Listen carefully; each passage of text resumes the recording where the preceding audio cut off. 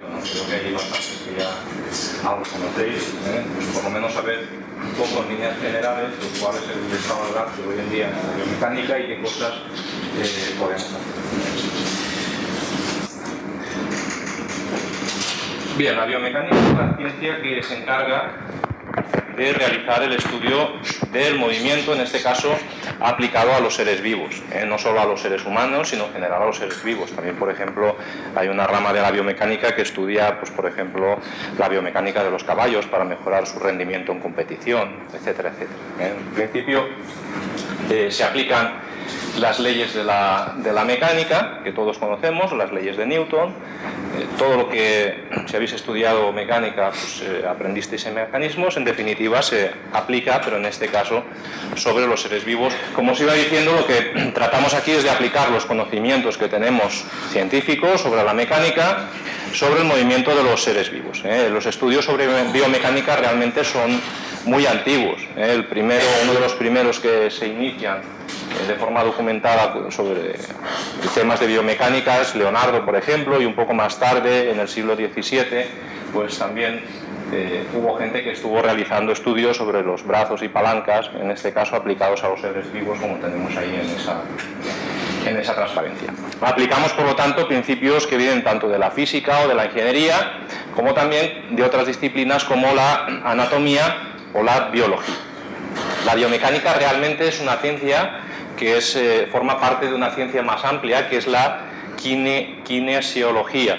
La kinesiología, además de los conocimientos de biomecánica, engloban también otros conocimientos denominados de biomecánica funcional y de biología, que son imprescindibles en muchos casos para poder hacer las simulaciones biomecánicas, pero digamos que el ingeniero biomecánico esa parte evidentemente no la puede abordar, tiene que tener ciertos conocimientos básicos, pero no puede entrar, pues, a ese nivel de detalle.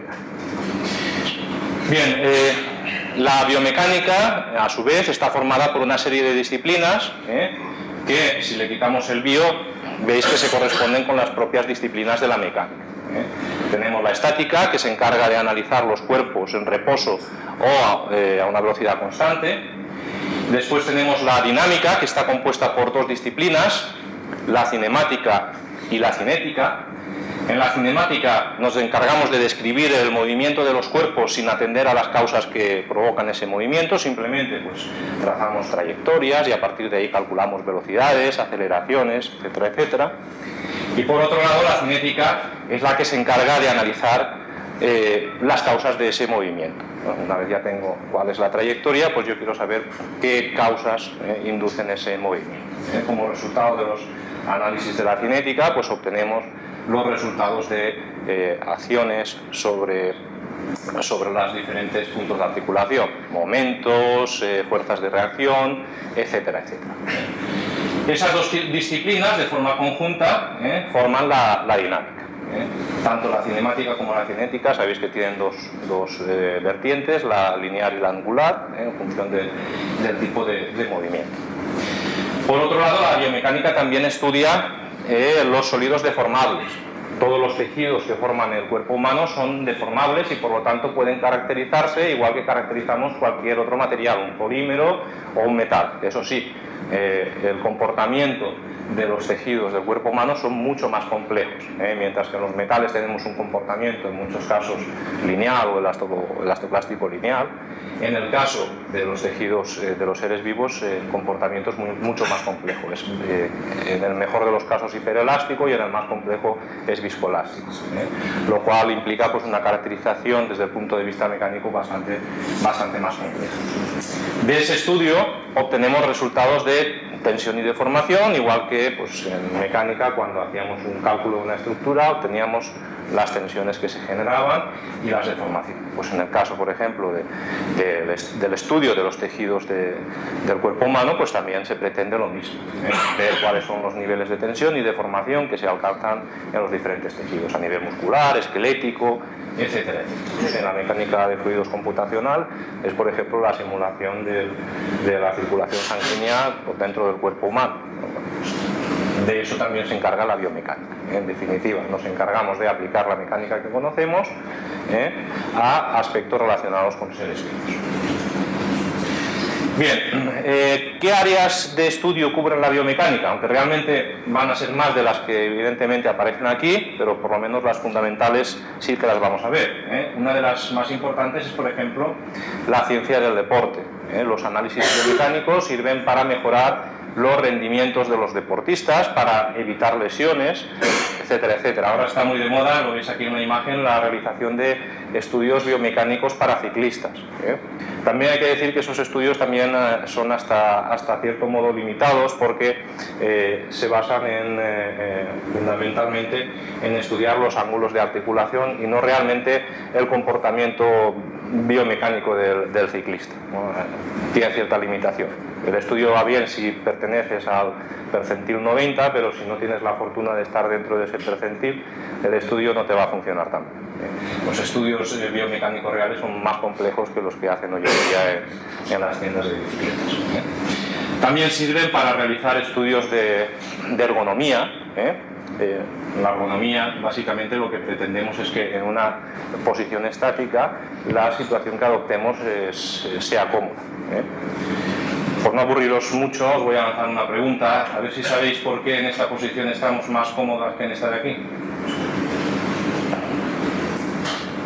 ¿Por qué a la derecha estamos más cómodos?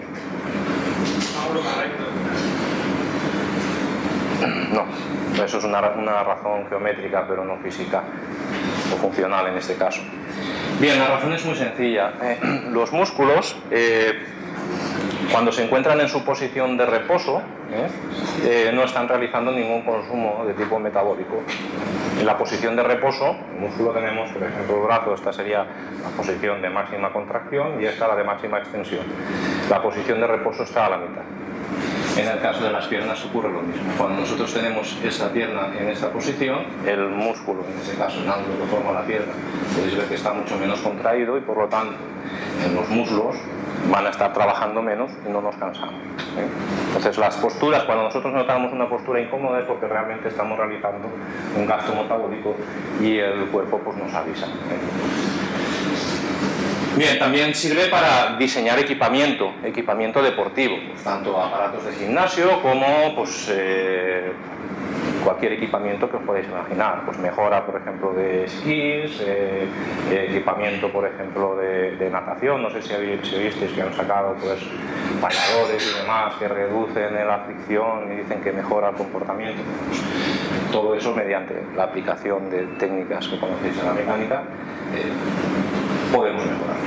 Después tenemos la posibilidad de trabajar en campos de ortopedia, rehabilitación y fisioterapia. En este caso aquí lo que se está analizando es cómo pisa el individuo para saber si la forma del pie es la adecuada y si la distribución de presiones es la adecuada. Si la distribución de presiones no es la adecuada, lo que ocurre es que se concentran más en una zona, tenemos concentración en este caso de esfuerzos local y eso pues se traduce en definitiva pues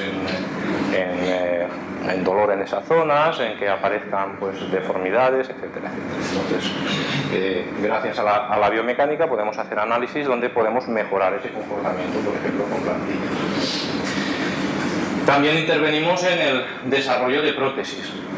Cuando nosotros tenemos ya una articulación dañada por la edad, por la aparición de una osteoporosis, aparece artrosis sobre esa articulación y el resultado es que la zona de articulación, lo que hace de cojín de la articulación, al final queda destruido, los huesos entran en contacto entre sí, los huesos están formados, por dentro llevan nervios, vasos sanguíneos que al final se rozan y duele mucho. Entonces, para evitar eso, pues hay que sustituirlo, en este caso, por una articulación de tipo mecánico que intenta reproducir, en este caso, la articulación que teníamos inicialmente. Desafortunadamente nunca vamos a poder reproducir las articulaciones del cuerpo humano de manera fidedigna porque son extraordinariamente complejas.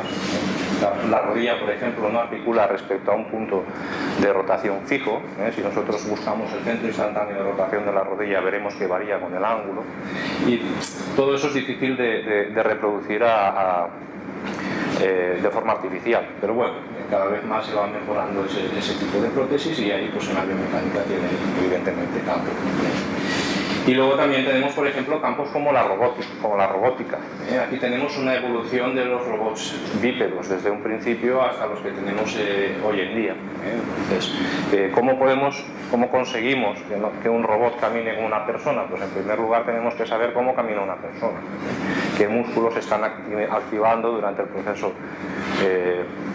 del gait, del caminar que dicen los americanos, e intentar reproducirlo con otro tipo de componentes, con motores y demás. En la robótica también está interviniendo. Bien, aquí os he preparado una visión global y un esquema global para que entendáis cómo funciona de forma general un análisis de tipo biomecánico, que es lo que necesitamos para poder llevar a cabo ese análisis. Aunque realmente la parte de análisis la tenemos más hacia el final, previamente tenemos que preparar una serie de cuestiones. En primer lugar, lo primero que necesitamos, si nosotros queremos hacer un estudio, por ejemplo, de una articulación, la articulación del brazo que vamos a ver, lo primero que tenemos que hacer es medir la dinámica de los miembros implicados. Tengo que medir cómo se mueven, ¿vale? ¿Qué técnicas tengo para medir ese movimiento? Bueno, pues por ejemplo tenemos la fotogrametría.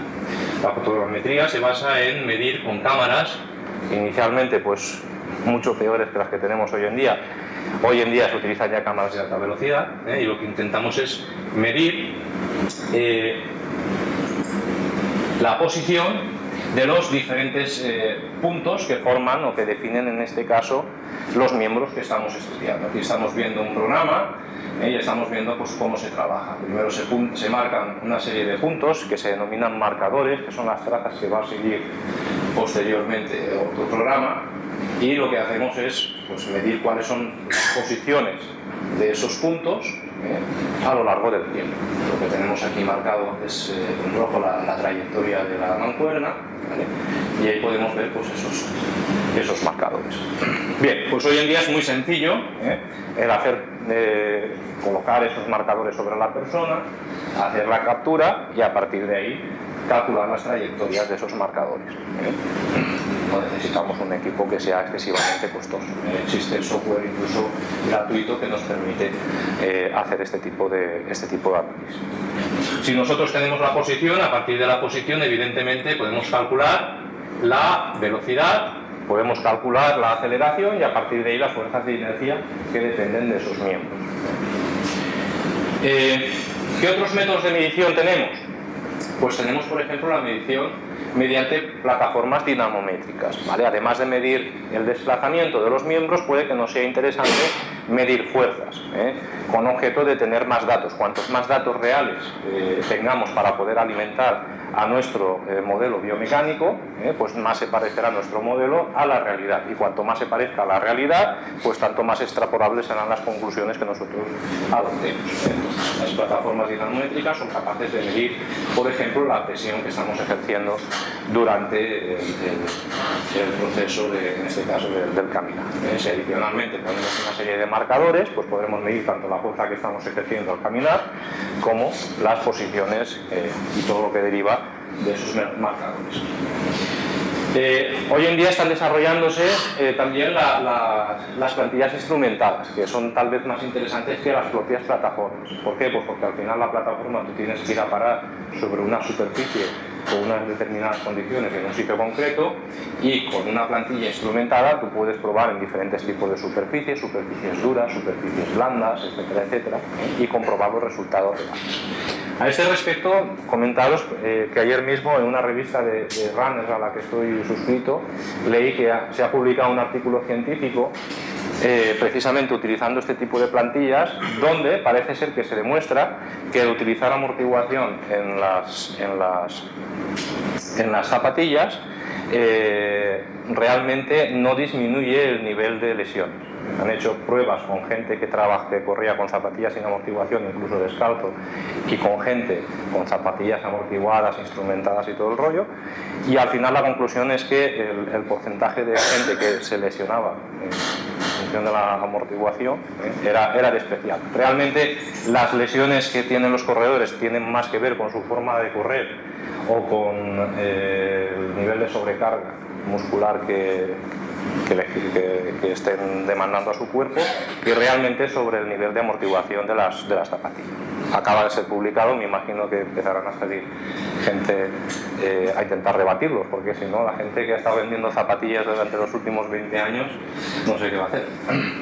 Bueno, y luego tenemos otra serie de métodos como los dinamómetros. Por ejemplo, pues en una máquina de gimnasio se puede poner un dinamómetro, estamos haciendo un curl, se puede poner un dinamómetro para medir la fuerza, o aquí tenemos un ejemplo de la casa Polar, que son unos calapiés que llevan ya una célula de carga incorporada y permiten el realizar in situ la medición, como podéis ver, de la potencia que está ejerciéndose en cada pedal. Incluso en tiempo real el propio corredor puede ver qué fuerza está realizando. ¿Con objeto de qué? Pues de nuevo el optimizar, en este caso, el rendimiento deportivo. ¿Vale? Pues, todo eso se ha desarrollado evidentemente gracias a una aplicación y no extremadamente compleja de un concepto mecánico como es una célula de carga al deporte a través de la biomecánica. ¿Vale?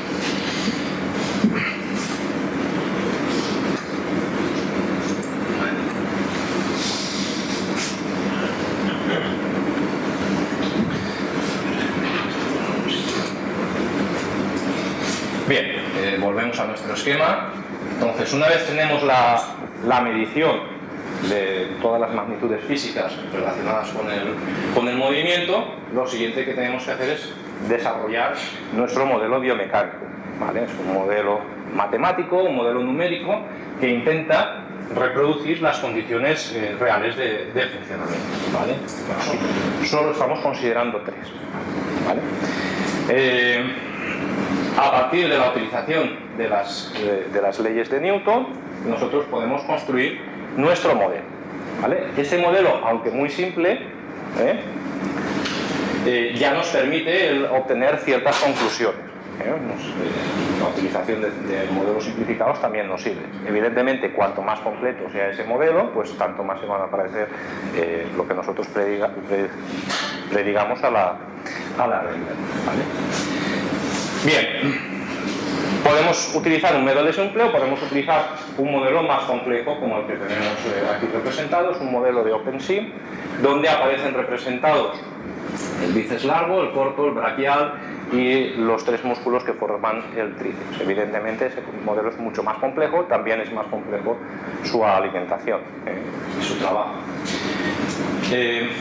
Una vez tenemos desarrollado nuestro modelo biomecánico, lo primero que tenemos que hacer es adecuar las diferentes condiciones de la realidad a nuestro modelo. Y empezamos adecuando la cinemática.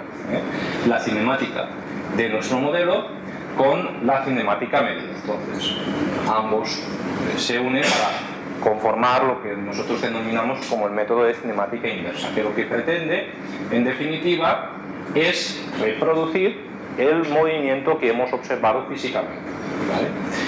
La cinemática inversa lo que hace es minimizar el error de posición tanto de los marcadores, esto que tenemos aquí marcado de color azul representan marcadores que se ha puesto una persona en la pierna, ¿vale?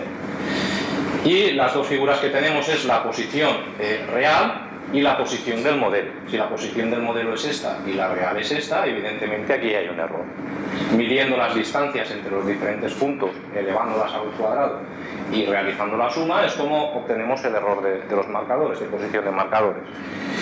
Igualmente podemos obtener un error de posición en cuanto a los ángulos de los miembros, que también se pueden medir. Aquí tenemos representado, por ejemplo, el fémur, medimos el ángulo, aquí lo mismo. Entonces, si obtenemos esos errores, pues obtenemos el error de posición, en este caso de los miembros.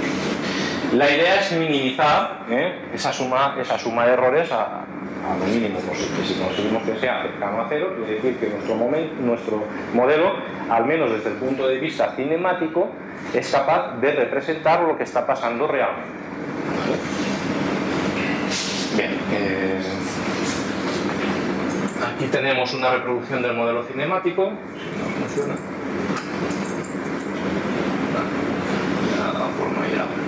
Luego os lo mostraré, luego hay otro.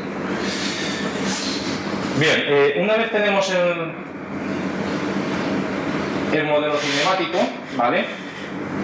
nos falta continuar adecuando cosas. De momento solo tenemos que somos capaces de reproducir la posición, pero tenemos además que ser capaces de reproducir la velocidad, la aceleración y las fuerzas. Entonces, siguiente modelo que tenemos que adecuar es la cinética, el modelo cinético. Y para eso necesitamos previamente de la cinemática. Los datos de la cinemática me dan la posición y a partir de la derivación con respecto al tiempo obtenemos las aceleraciones que me permiten obtener las fuerzas y momentos. Por cierto, no lo había comentado, pero la obtención de velocidades y aceleraciones a partir de una cámara es muy sencilla. Como las cámaras se conoce perfectamente el número de fotogramas que tenemos por segundo, conocemos perfectamente entre posición y posición el tiempo que existe. Bien, mediante el modelo de dinámica inversa, lo que vamos a obtener son las fuerzas y momentos de reacción en las articulaciones. Igual que si resolvíais algún problema de dinámica inversa en mecanismos, lo que pretendíamos era, si queremos ejercer una fuerza a la salida, obteníamos cuáles debían de ser los pares y reacciones en cada una de las barras. Pues aquí obtenemos mediante el proceso de dinámica inversa exactamente lo mismo. ¿Qué par tengo que ejercer aquí en el codo para poder elevar la mano y cuáles son las fuerzas de reacción? Bien, el análisis de fuerzas de reacción ya es muy importante desde el punto de vista biomecánico. ¿Por qué? Pues porque esas fuerzas de reacción representan las fuerzas que vamos a tener sobre las articulaciones. Y esas fuerzas sobre las articulaciones son importantes porque son las que, en definitiva, dañan las articulaciones. ¿Vale? Esas fuerzas que vamos a transmitir sobre las articulaciones van a variar en función del ángulo que nosotros tengamos entre dichas articulaciones. Normalmente la fuerza sobre la propia articulación es máxima cuando el ángulo formado entre ambas articulaciones es mínimo. Un ejemplo muy típico de lesión deportiva en el fútbol americano ocurre cuando vosotros sabéis que los jugadores para placar agachan la cabeza y tiran hacia adelante. Bueno, pues en esa posición, no sé si lo sabéis, pero cuando vosotros agacháis la cabeza, la columna vertebral se pone recta. Si en esa posición recibes un impacto frontal en esta dirección, toda la carga es transmitida a través de la columna vertebral. ¿Y qué problema tiene el realizar la transmisión de la carga a través de la articulación? Pues como los músculos no están trabajando, las articulaciones trabajan mucho más que en cualquier otro ángulo. Entonces, cuando aparecen las lesiones de tipo vertebral, por ejemplo, en ese caso, o en cualquier otra articulación. Por eso, si habéis ido alguna vez, por ejemplo, al gimnasio, os dicen que nunca os quedéis haciendo un ejercicio con una posición de articulación trabada, porque cuando vosotros trabáis la articulación es cuando tenéis la máxima carga. Bueno, pues mediante este tipo de simulaciones nosotros podemos obtener cuáles son las cargas sobre la articulación y hacer ese tipo de análisis. Si por ejemplo pues, queremos analizar una prótesis y queremos saber qué cargas aparecen sobre la prótesis, la única manera que tenemos de saberlo es así, porque no lo había comentado anteriormente, pero una de las limitaciones que tenemos en la biomecánica desde el punto de vista experimental es que es muy difícil saber cómo se distribuyen las fuerzas por el interior del cuerpo humano, ¿vale? Porque ¿cómo ponemos un sensor? Aunque hay cierto tipo de sensores que se pueden colocar in vivo, es complicado montar sensores, por lo tanto es difícil saber cómo se transmiten las cargas. De esta manera podemos obtener, repito, las fuerzas de articulación. Lo que no podemos obtener son las fuerzas que están ejerciendo los músculos a nivel muscular. ¿Por qué? Pues porque tenemos un grado de hiperestaticidad muy alto. Si volvemos aquí, tal vez lo vemos un poco más fácil. Si yo tengo aquí una carga, yo tengo 1, 2 y 3 músculos que están tirando, ¿vale? Existen 3 músculos. Esos 3 músculos me generan, por lo tanto, 3 momentos. 3 momentos que van a depender de sus distancias y de la fuerza sobre cada músculo, ¿vale? Tengo, por lo tanto, 1, 2 y 3 variables, ¿vale? Más aparte del peso. Y bueno, podríamos incluso tener aquí la acción del propio centro de masas. Y sin embargo solo tengo 3 ecuaciones. Luego tengo más variables que ecuaciones, ¿vale? Entonces yo no puedo saber cómo se distribuyen las fuerzas a nivel muscular porque tengo más músculos de los que yo necesitaría. Realmente, ¿con cuántos músculos podría mover el brazo? ¿Cuántos necesitaría para mover el brazo? 1. ¿Vale? Únicamente, por ejemplo, con el bíceps largo, que es ese de aquí, podría realizar el movimiento del brazo. Eso es lo que hace que se complique mucho el análisis desde el punto de vista de la biomecánica, porque yo tengo más músculos de los que necesito. ¿Y por qué tengo más músculos de los que necesito?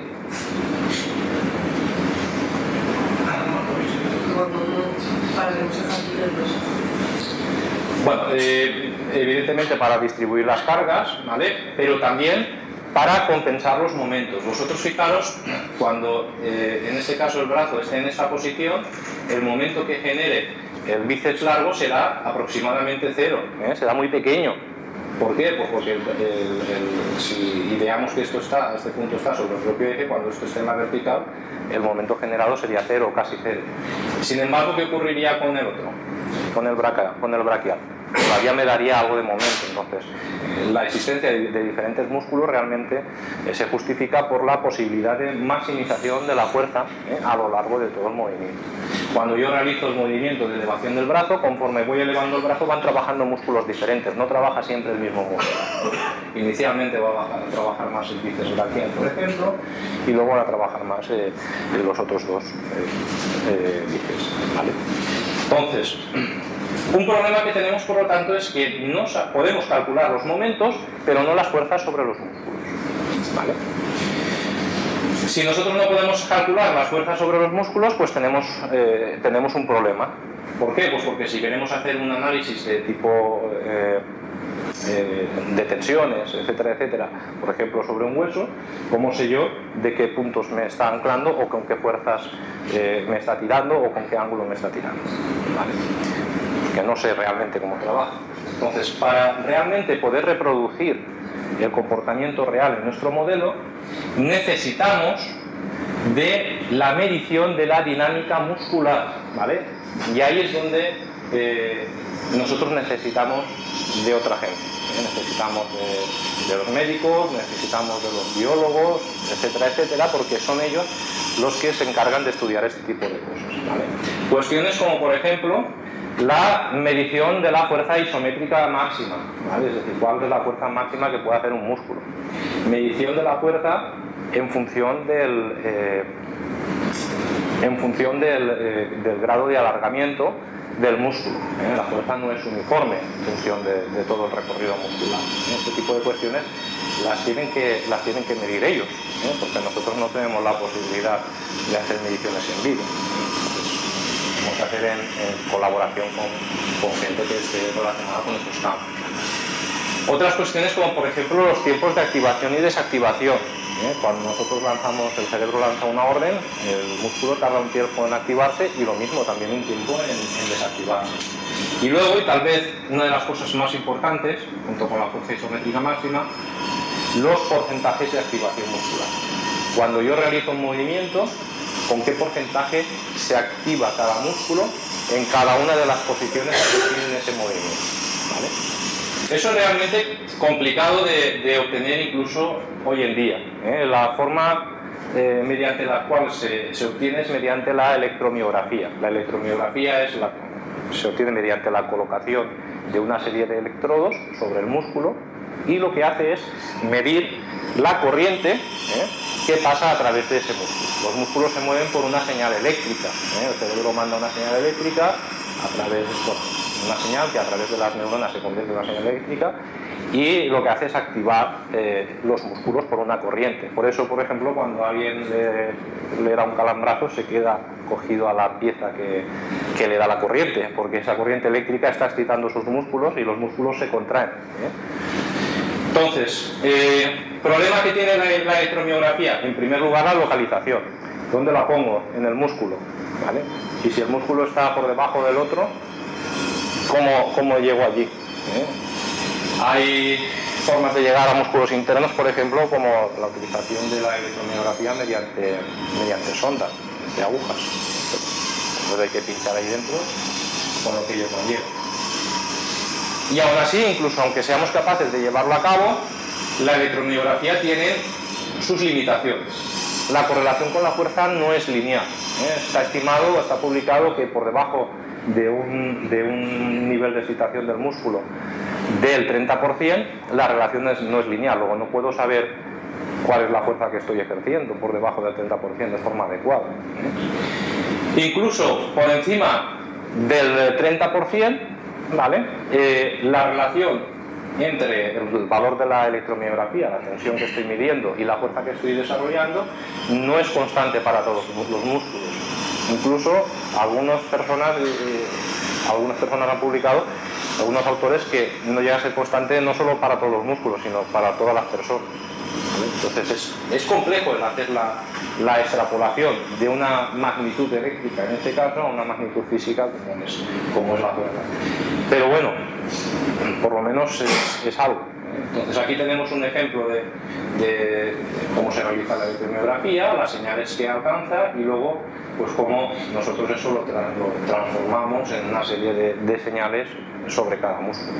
Pero el problema es que esto que hacemos aquí realmente es una aproximación. Pero bueno, si nosotros tenemos esos datos de electromiografía, aunque sean aproximados, lo que podemos hacer ya es adecuar la dinámica de nuestro modelo físico con el teórico, y eso sería lo que conocemos como la dinámica directa. Es decir, yo a mi modelo anterior, donde ya tenía todo el comportamiento del brazo, lo que hago es decirle cómo se activan los músculos a lo largo del movimiento y en qué porcentaje. Y entonces lo que hago es reproducir. Vamos a ver un ejemplo, si no falla el vídeo, si no lo buscaré en el ordenador. Bueno, tenéis los dos casos. El de la dinámica, casi me viene mejor así, no lo había pensado. El de la cinemática inversa y la dinámica directa. Bien, cuando tenemos ahí los músculos de color rojo, estamos haciendo un análisis de cinemática inversa, es decir, reproducimos el movimiento que hemos capturado antes con el programa de vídeo. Podéis ver cómo al final llega al ángulo de 90 grados, reproduce más o menos lo que habíamos capturado. Después, no sé si veis que, además de que cambia aquí el nombre, el AFD, Forward Dynamics, no sé si apreciáis cómo se observa la coloración de los músculos. Tienen diferente tonalidad, ¿vale? La tonalidad está representando el porcentaje de activación muscular de cada uno de esos músculos, ¿vale? Y no sé si observáis que el ángulo de articulación no llega a los 90 grados, ¿vale? ¿Por qué, si nosotros hemos adquirido en un caso la cinemática y es correcta, adquirimos el comportamiento muscular y es correcto y lo simulamos y no representa la realidad? Lo que hemos dado no tiene posibilidad de levantar más allá de lo que hemos dado. ¿Vale? Los niveles de activación muscular son esos. Es uno de los problemas que tenemos. ¿Vale? Entonces, cuanto más se parezca, tras realizar el análisis de dinámica directa, nuestro modelo, el comportamiento de nuestro modelo a la realidad, tanto más nos habremos aproximado y tanto más podemos reproducir en el futuro otro tipo de cosas. ¿Vale? Entonces, el problema que tenemos, repito, es fundamentalmente el obtener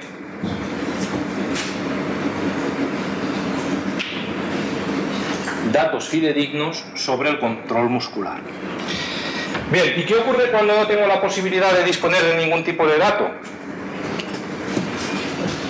Porque no tengo electromiografías a mi alcance y mis recursos son más limitados. Bueno, pues también hay alguna cosita que podamos hacer.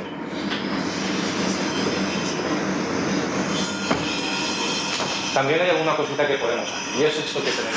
Se puede hacer una estimación de esa dinámica muscular, ¿vale? En función a diferentes criterios de optimización que están publicados.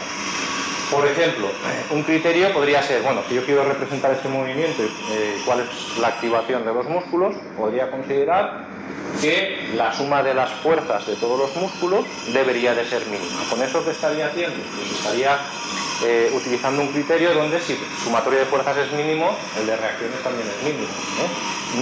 En este caso, mi sistema nervioso estaría actuando para proteger mis articulaciones. De hecho, es uno de los primeros criterios que se tomaron para intentar hacer ese tipo de extrapolación. Si yo minimizo la fuerza que ejerce cada músculo, mis articulaciones trabajan menos y por lo tanto mi sistema nervioso está haciendo eso para proteger.